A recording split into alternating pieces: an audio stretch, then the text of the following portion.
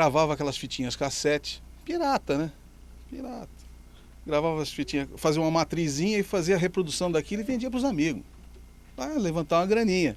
Foi assim que surgiu a Estéreo Vale, porque foi uma dessas fitas que foi parar numa festa de uma prima do dono da Estéreo Vale, que morava no Rio. Quando eu vim para São José dos Campos, a gente falou de pretensão agora há pouco, também foi muito pretensioso, eu vim com o objetivo de fazer engenharia eletrônica no ITA, né? Humilde pra caramba. Então eu falei, bom, vou procurar em outras áreas, vou ver banco, vou ver, sei lá, fábrica.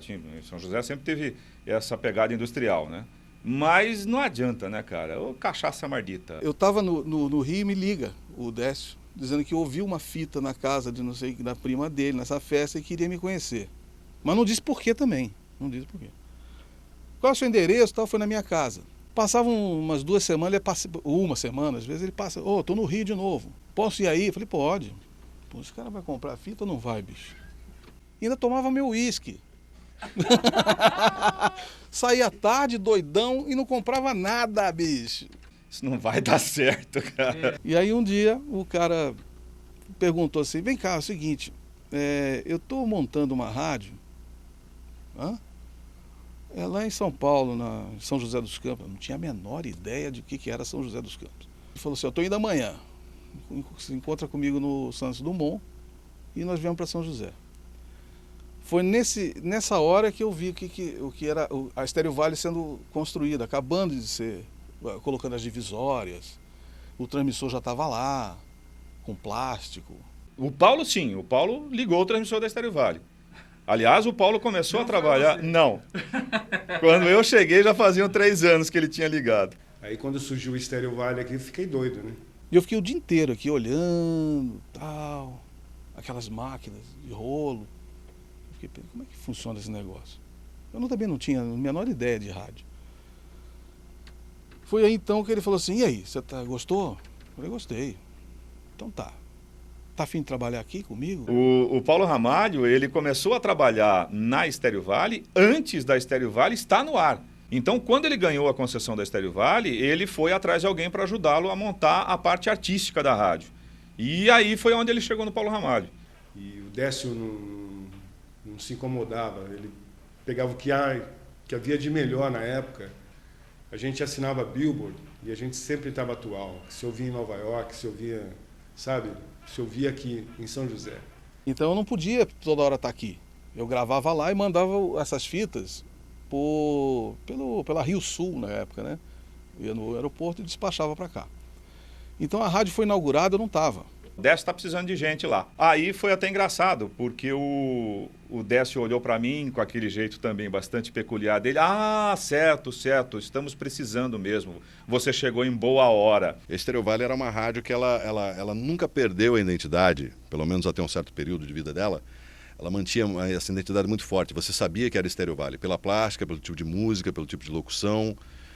Você entrava lá, você tinha que se enquadrar a isso, e todo mundo queria se enquadrar nisso. Né? Todo mundo queria ser referência de mercado. Quando eu cheguei na Estéreo Vale, a primeira coisa que me impressionou foi a questão de equipamentos. Porque o Décio, nesse aspecto, a gente tem que tirar o chapéu, isso é inquestionável. Todo mundo que passou pela Estéreo Vale, ou quem chegou a conhecer a Estéreo Vale, os equipamentos que a Estéreo Vale tinha eram realmente tops. Eu vou te contar uma coisa, eu não sou saudosista não, mas o som que a Rádio Estéreo Vale tinha era fantástico.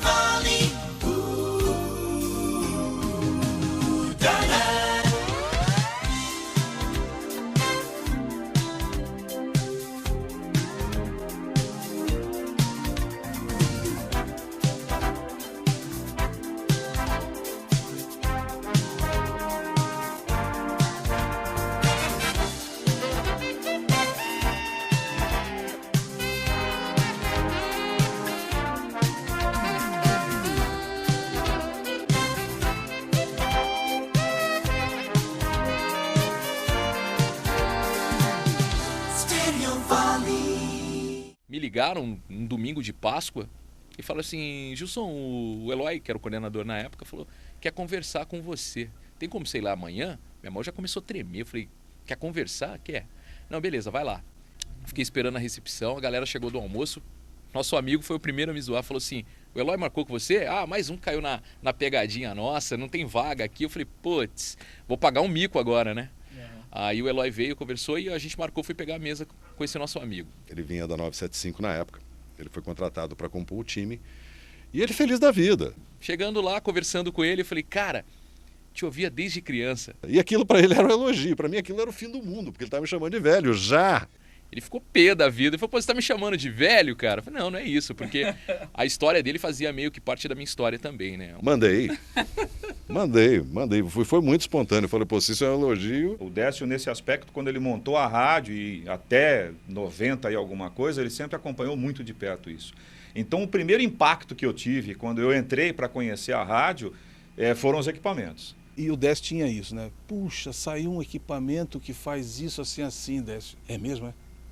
E aí, o que ele faz? Ah, faz isso, faz aquilo e tal. É bom? É bom? É, muito bom. Uma semana depois estava lá. Dolby é um aparelho que ele dá um refinamento no som, dá uma qualidade, dá uma presença. E a Stereo Valley é para cinema isso. Ele trouxe para o rádio isso aqui. Já tinha migrado do cartucho já para essa era do computador. A mesa de áudio era uma Collins. Quando eu fui para o estúdio de gravação, eu vi pela primeira vez na minha vida uma máquina de gravação de rolo deitada, que era uma Scully. Isso, exatamente, com os VUs em cima. Meu, aquilo eu falei, cara, tô no paraíso, não acredito nisso. A Stereo Valley era um monstro, ela já tinha 20 mil watts, tinha o melhor equipamento, tinha os profissionais mais preparados, era o sonho de consumo da época, eu tô falando começo de anos 80. Emissoras que eu via nos anos 80, Stereo Valley FM. A Stereo Valley que deixava... que parecia que fazia mais parte da gente, assim, né? Fazia mais a nossa cara. Então, curioso, quando eu vim de Campinas pra cá, a concorrência forte era a Stereo Valley, que sempre foi uma rádio referência, né? Aí o Eloy, o grande Eloy, né? Até que eu aprendi muita coisa com ele, né? E começamos a fazer a festa 1039, né? O programa das 10 à meia-noite. O Delano, sabiamente, falou assim, a única maneira de eu chegar na Stereo Valley é fazer uma programação aos moldes dele. As primeiras concorrências, elas não tinham ideia ainda do que era para fazer, nós tínhamos. A minha visão era a seguinte, eu estou em primeiro, mas tem um cara lá na frente que eu tenho que pegar. Esse cara não existia, era imaginário. Essa emissora era sensacional e eu tenho que ser melhor que ela. E aí quando a briga ficou legal, a Stereo Valley passou de novo, foi agora a Stereo Valley é a rádio, a gente fez um trabalho, foi pra cima de novo, o Grupo Bandeirantes comprou a Stereo Valley, aí acabou a brincadeira. E era super gostoso essa briga, né? Porque era uma briga no microfone e depois você tava ali tomando cerveja com os caras no bar da esquina. Era na ponta da antena a gente brincava, entendeu? Ah, sim. Esse fato aconteceu mesmo. Eu sei que o Paulo sumiu e o Décio tinha vindo. Sumiu numa boa, né? Ele foi numa festa de final de ano da General Motors, convidado pelos diretores. Aí fomos pro clube da GM e a gente tava tomando os negócios e tal. E numa caixinha lá no cantinho, tava tocando Stereo Valley. E era o Lino Pedrosa que tava no ar fazendo sucesso em FM. E o Décio tinha vindo de São Paulo para encontrar com ele, para jantar, alguma coisa. Ele sempre fazia isso, né? Ele vinha de sexta-feira para ir para casa dos pais em Taubaté e passava aqui. E cadê o Paulo? Aquele jeitão dele. Naquela época não tinha o celular, né?